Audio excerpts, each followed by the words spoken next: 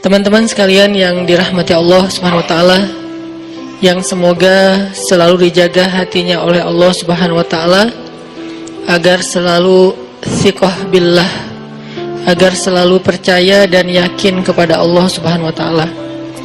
Karena kelemahan kita itu berawal saat kita mulai meragukan Allah. Dalam segala dinamika hidup, kita selalu butuh Allah. Kita butuh Allah ketika Allah kasih kita ujian, bahkan tetap kita butuh Allah ketika Allah kasih kita nikmat. Kalau kita butuh Allah saat diuji, agar kesabaran kita terjaga. Karena orang yang tidak ditemani atau dibersamai oleh Allah Subhanahu wa taala ketika dia sedang diuji, maka dia akan mudah untuk berkeluh kesah, bahkan berputus asa.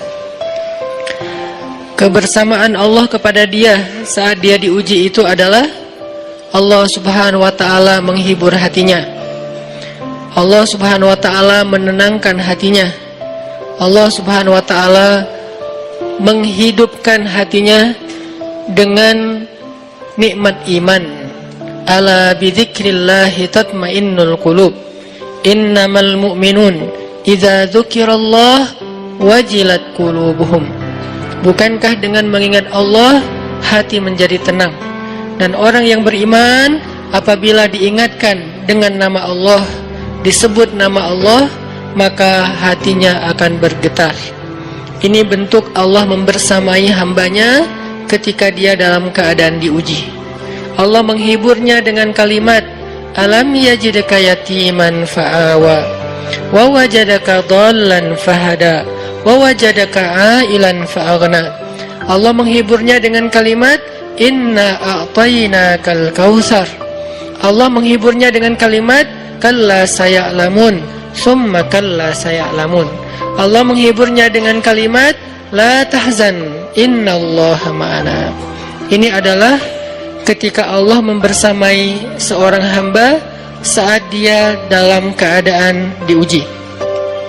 Allah membersamai hamba juga ketika dia dalam keadaan diberi nikmat. Karena tanpa itu, maka seseorang akan jatuh justru kepada dosa-dosa karena dia mendapatkan banyak kenikmatan hidup. Kalau Allah Subhanahu wa taala tidak menjaga dia saat dia diberi nikmat, maka nikmat itu justru menjadi jalan bagi dia untuk terjerumus kepada banyak dosa. Justru nikmat itulah yang menjadi penghalang bagi dia untuk mengingat Allah. Karena dia sibuk menikmati hidupnya, akhirnya dia terhalang dari mengingat Allah tepat waktu. Sibuk menikmati hidupnya, terhalang dari Allah untuk bangun tengah malam. Karena dia tidurnya larut. Kenapa tidur larut? Karena terlalu banyak yang harus dia nikmati sebelum tidur. Dia bisa makan-makan, dia bisa jalan-jalan, dia bisa ngopi, dia bisa ketemu teman, dia bisa belanja. Bahkan dia nunggu midnight sale untuk bisa menghabiskan nikmat yang Allah kasih kepada dia. Sehingga akhirnya tidurnya terlalu larut, lalu dia tidak bisa bangun untuk menghadap Allah, curhat kepada Allah. Hal yang selama ini dia lakukan justru ketika dia diuji oleh Allah. Ketika diuji oleh Allah, mudah bagi dia bangkit tengah malam, curhat, sujud panjang, menangis dalam doa.